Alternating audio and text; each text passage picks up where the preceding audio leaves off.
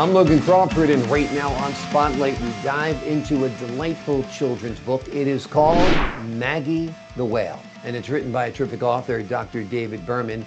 This charming story introduces us to a giant whale named Maggie, who sports a yellow shirt, a floppy hat, and sunglasses. Sounds like me when I go to the beach. Join us as we explore this whimsical adventure that promises to captivate young readers and spark their imagination. We're delighted to have this very talented author join us here today on Spotlight. We thank the team at Atticus Publishing for helping us put him in the spotlight today. And we ask viewers like you to support authors like him by subscribing to our channel and by purchasing his wonderful book. The links are below this interview. Doctor, great to see you here today on Spotlight. Thank you, Logan. It's nice to meet you, and I'm honored to be here. Oh, the honor is all mine. Loved your book. I understand this began as a story you used to tell to your grandchildren, right? Well, no, I thought of it, and I decided I would, if I did more than just talk about the whales, I needed to write it. So it took me some time when they were very little, too little to get directly involved in whales, and they lived here in Tennessee, so they were landlocked kids. Yeah. And so I put it together and get it organized and get it written. But it took on a life of its own, and there are several books to follow as I get going. Wonderful. What was your inspiration for Maggie the Whale?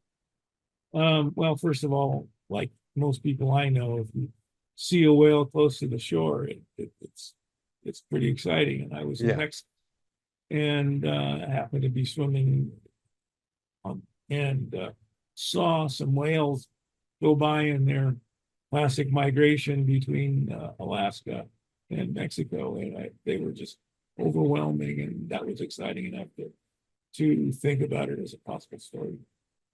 It's a great idea. Obviously, children are captivated by whales and other sea animals, but particularly one that wears a yellow shirt, a floppy hat, and sunglasses. So I think that made Maggie very relatable. Let's give the folks at home an overview of the story. Tell them about Maggie's adventure. Well,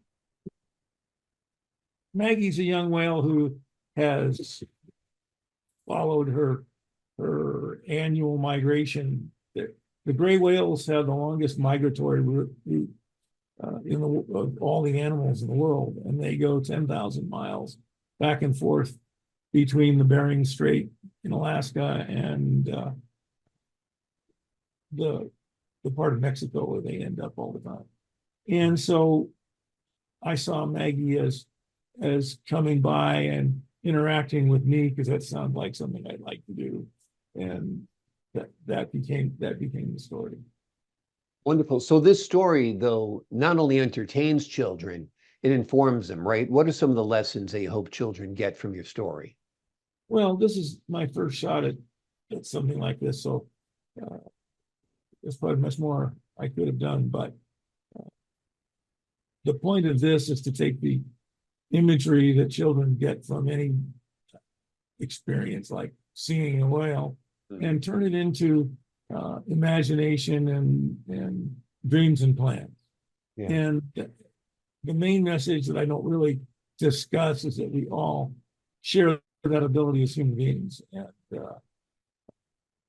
if you're going to care about whales, you have to experience them, and then you have to organize your thoughts, and that's called dreaming. And so that's what Maggie is supposed to do, draw us into her world. Yeah, and children learn about migration of whales in this story as well. That's part of it too.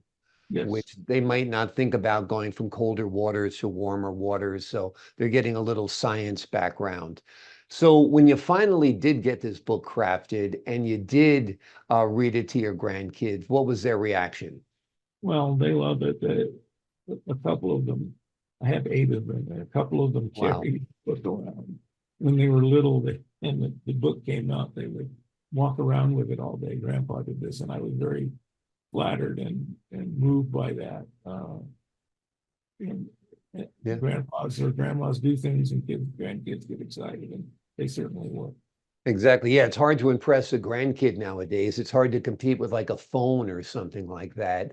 So to impress them with a book is really, really good. Now you have other books you say are coming in the series, more stories about Maggie or other characters? No, I'm focusing on Maggie. This next one is about Maggie traveling back north, and I will use that as a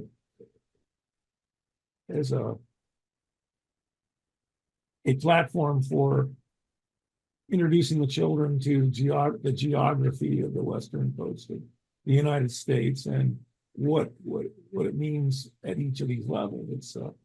It's a long swim. So right.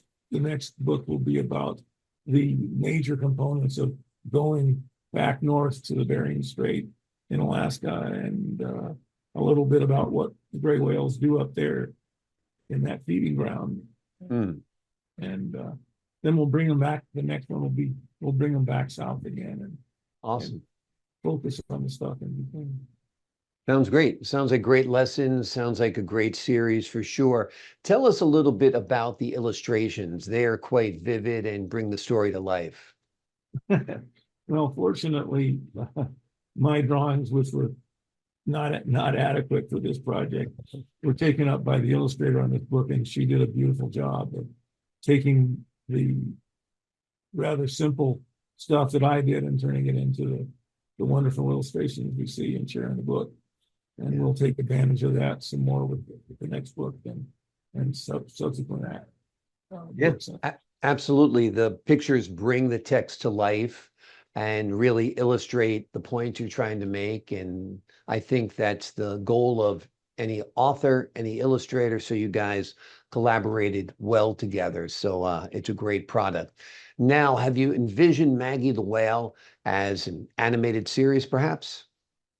I hadn't thought about animation. I have started about 50% through the second book. So I'm still thinking in terms of the book format. So that's an interesting suggestion. I'm gonna have to count on people like you and my brother Daniel, who's a producer in documentary television, a professor at USC. You guys understand all that, and you can tell me what we must do to make it work. Well, I think you've got the ingredients there. The beginning of every film or series, of course, is a story. And you've crafted the story already. You've actually illustrated as to what these characters would look like. So I think the ingredients are there. It's just a matter for it to fall into the right hands or get sent to the right hands to say, hey, this would be terrific. This would make a great series. And I think it would, because it would not only entertain children, it would inform them and educate them as well, which of course is the goal of any writer out there. Tell us a little bit about your writing career. Was this your first time trying your hand at writing a children's story? This is my first effort in my, as you put it, writing career. Like most pedestrians in this world, it's hard to see yourself writing. Some other people write books. And so it took a fair amount of courage to make the phone calls and get the directions and so on and so forth. So this is my first effort, and I was really honored and grateful for the response. It was far beyond what I expected when I first got started. Well, I think you've got the writing bug now, because you've got this one already done, the second one halfway done, and the third book, I guess, formulated up here in your head, right? Absolutely. Well, the book we've been focusing on today is a wonderful children's story book. It is called Maggie the Whale. It is written by Dr. David Birman. It is a charming story that introduces us to a giant whale named Maggie, who likes to wear a yellow shirt, a floppy hat, and sunglasses. It is a whimsical adventure that will captivate young readers and spark their imaginations, as well as teach them a thing or two about those beautiful creatures on this wonderful earth, whales. Doctor, thank you so much for joining us here today on Spotlight. No, Logan, thank you. You have a great day. I appreciate your time. And to the folks at home, I'm Logan Crawford, thanking you for your time. This time until next time on Spotlight.